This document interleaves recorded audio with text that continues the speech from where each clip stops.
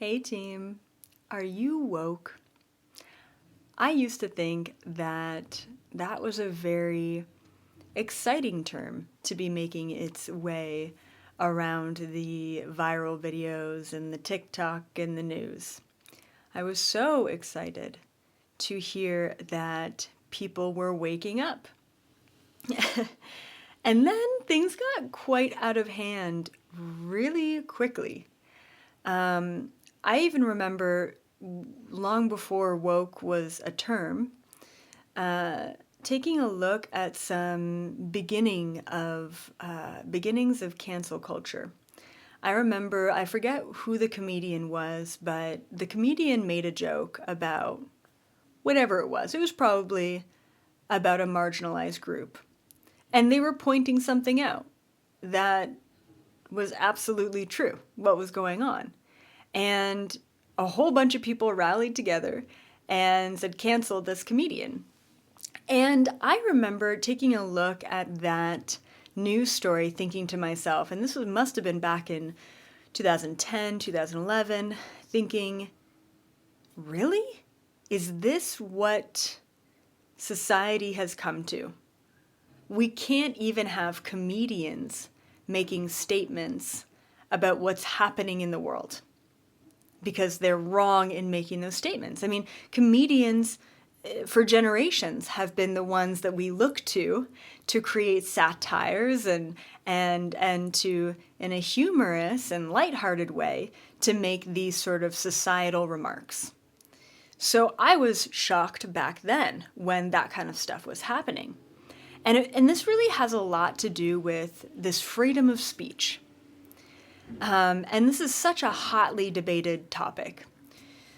So before I even dive into things like being politically correct and cancel culture and wokeism, I want to first just start off with a little bit of a disclaimer.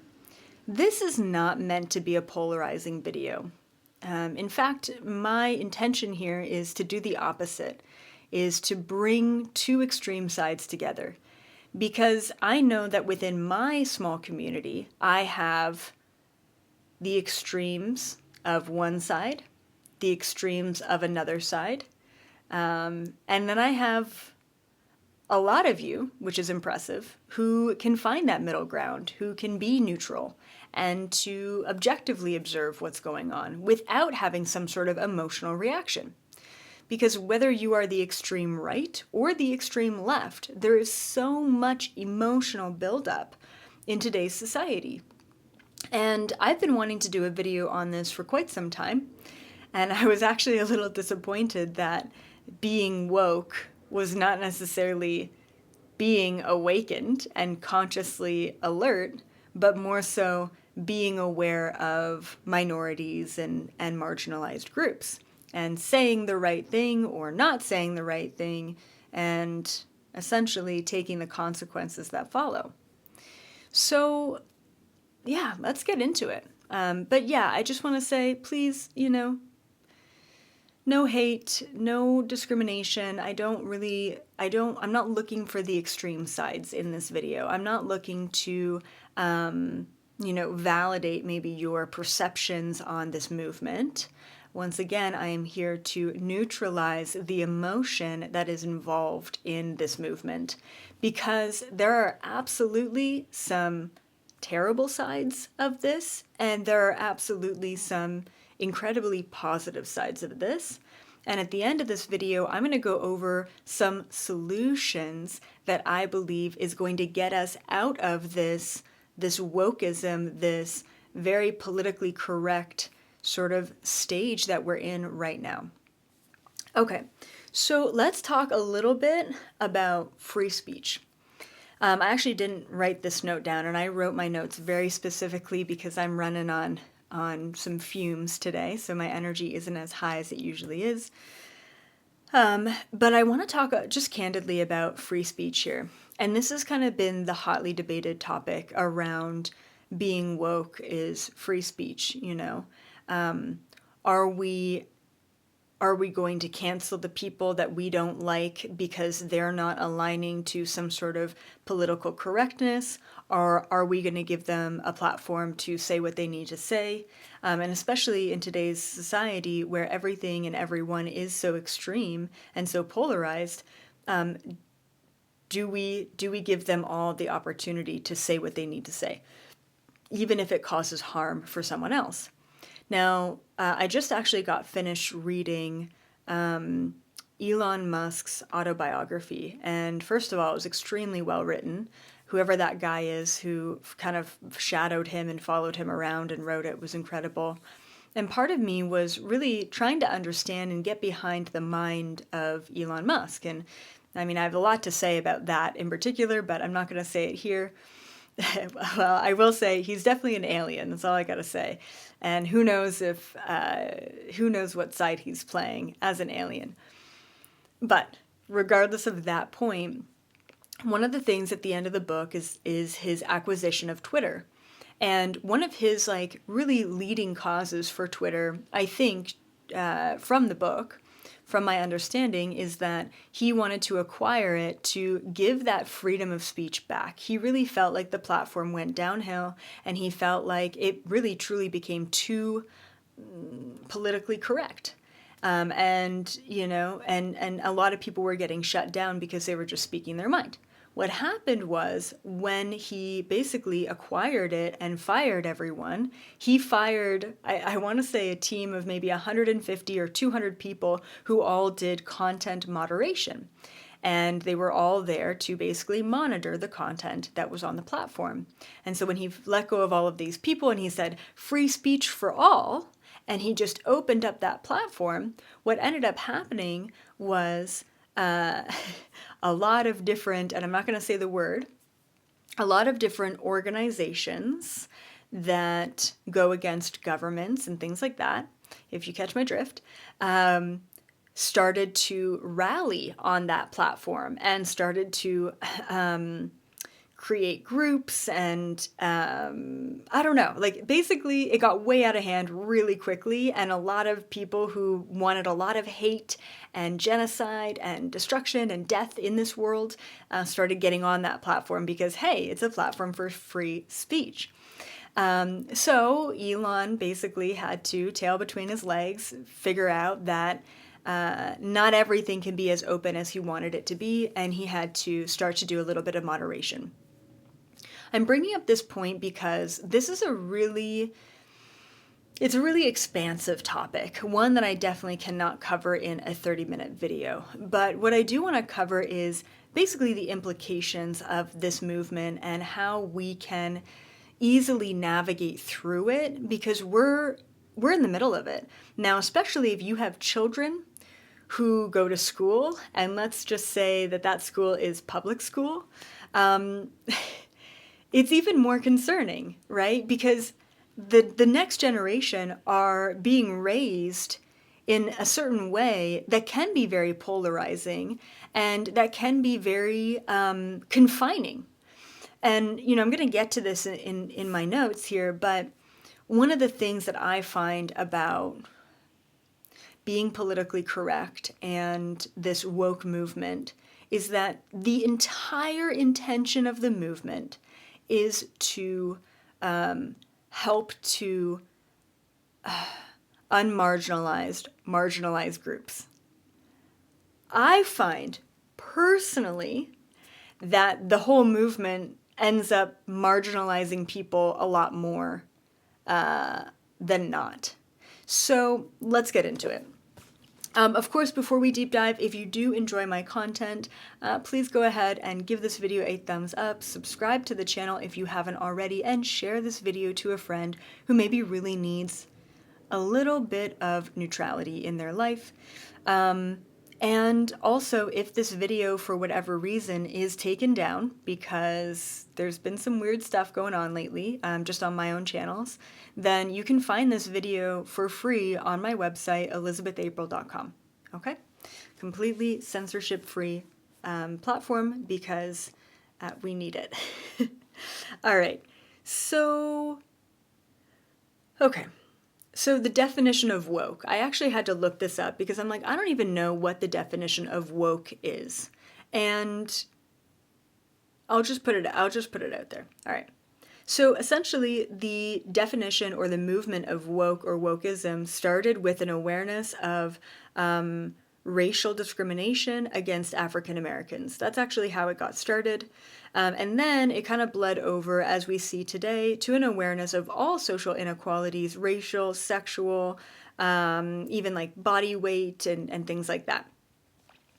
Okay, so the definition of politically correct, and these are just kind of like my sort of interpretations of the definitions.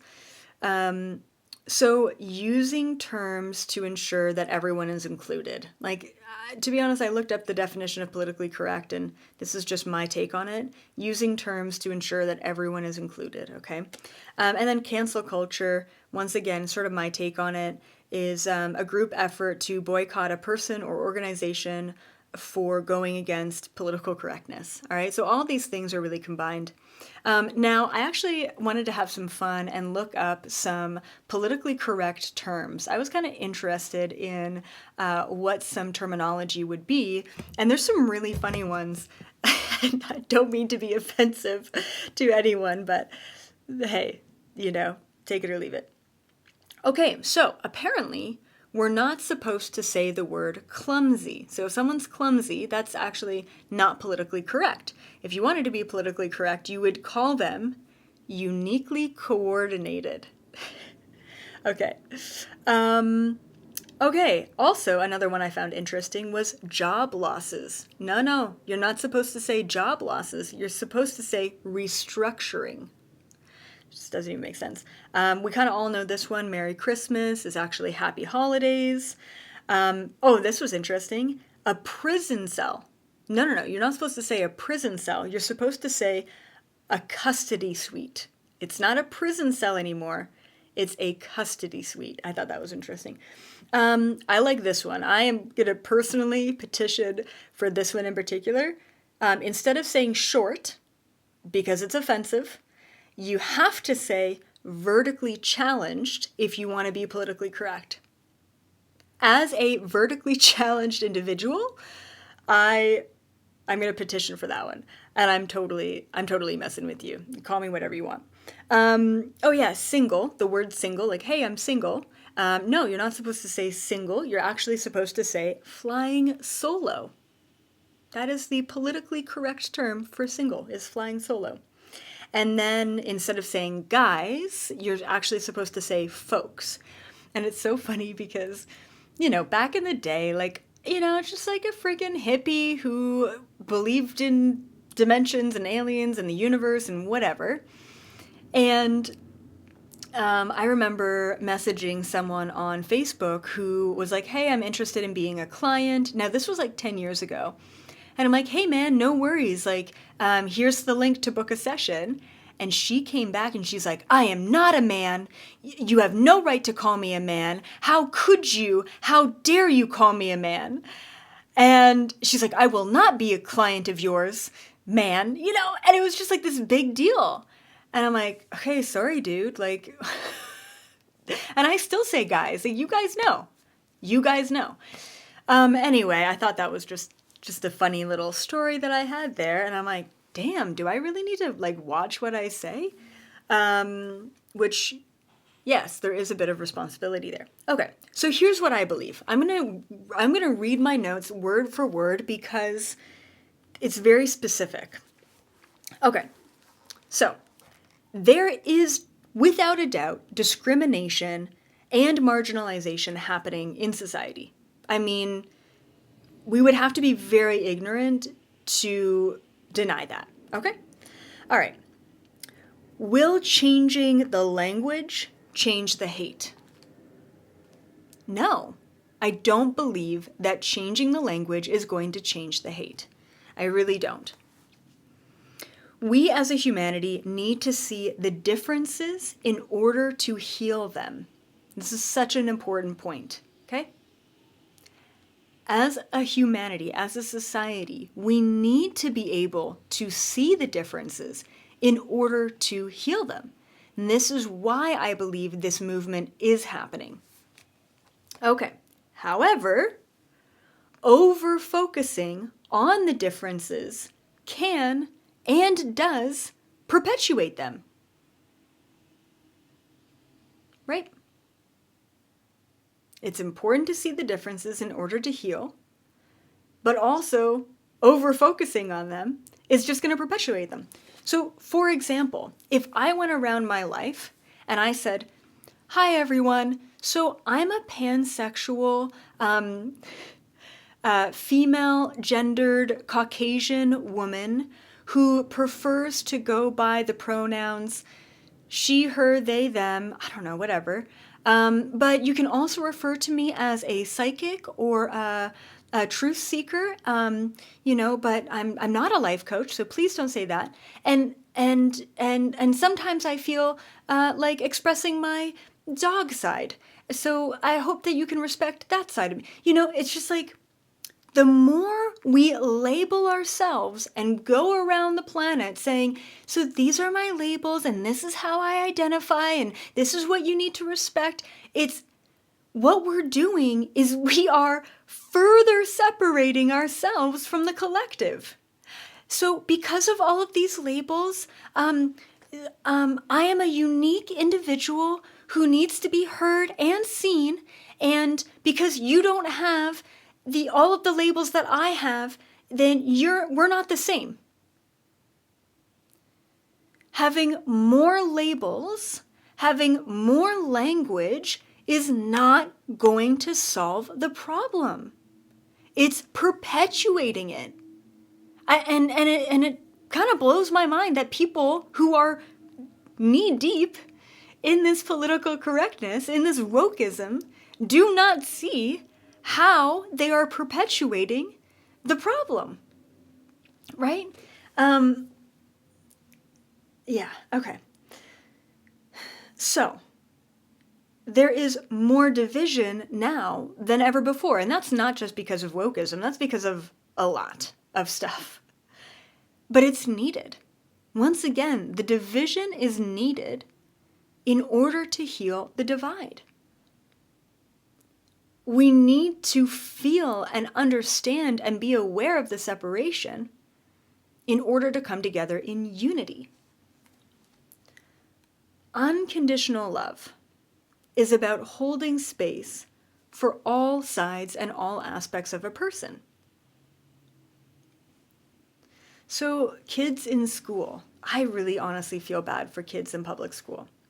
Kids in school are presented with so many different choices on labels and who they could be, rather than just showing up and being who they are.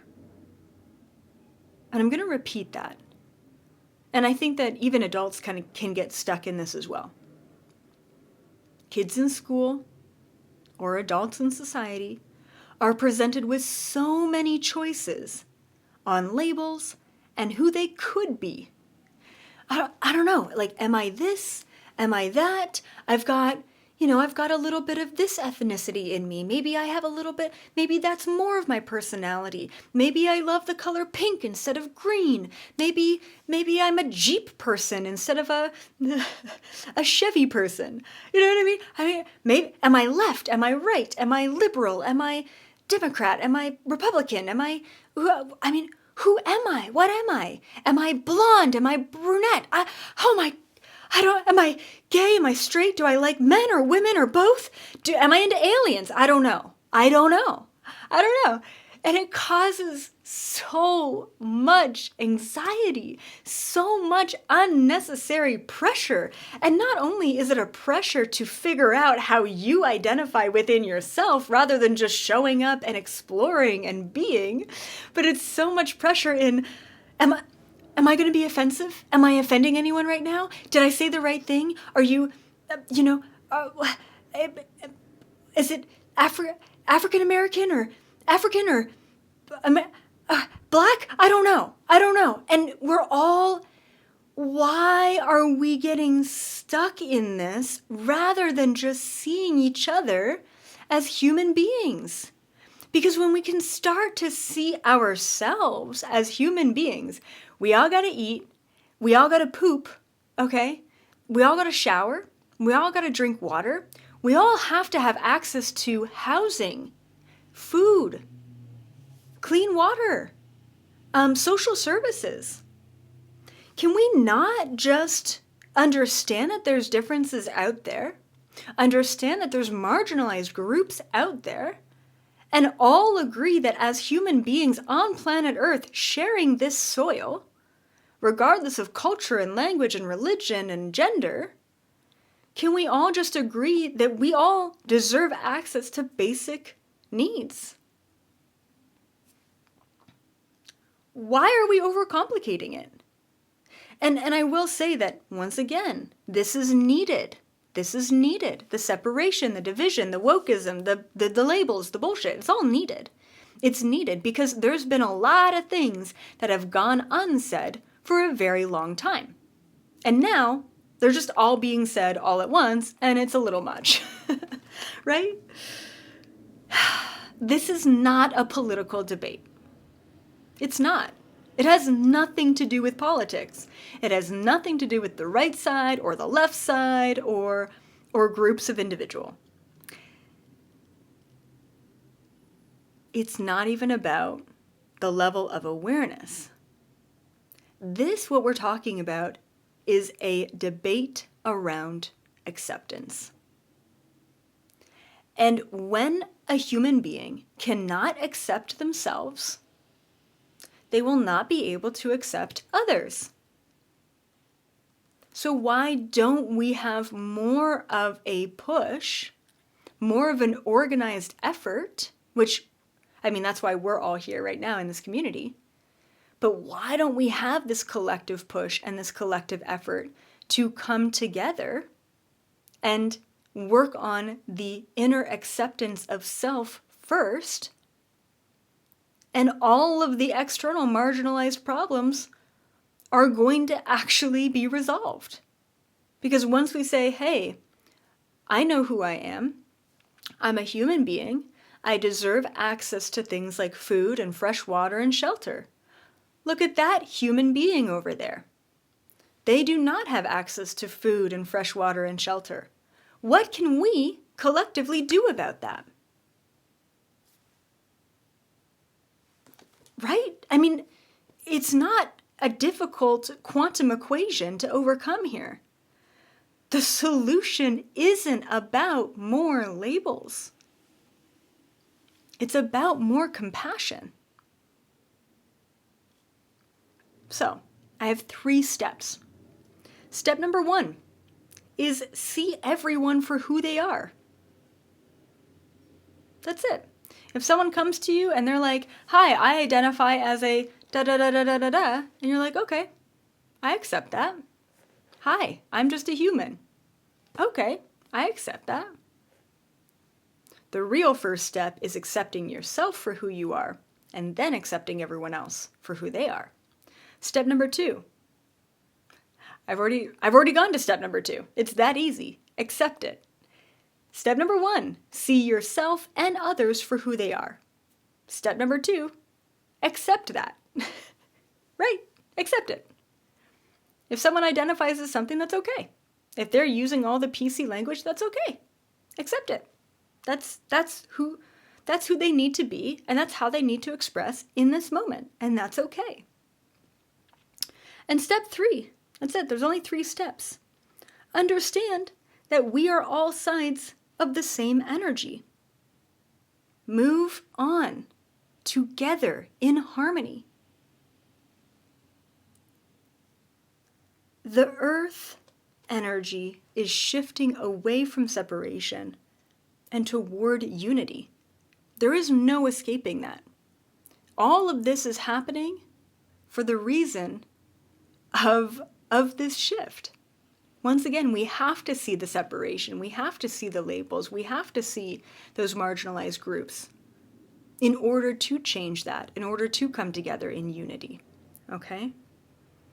So naturally, right now, we are purging out all of the polarity out of the system, out of our individual systems and out of the collective systems in order to get to the point of unity. That's what we're seeing right now. We're seeing more polarity, more hate, more separation, more labels, more bullshit, more blaming each side. And that's happening because we're releasing that. It's been unspoken for a while on both sides, on all of the sides, unspoken for a while. And now it's just being spoken. And when it is spoken and it is expressed, it's released. And when it's released, it's healed.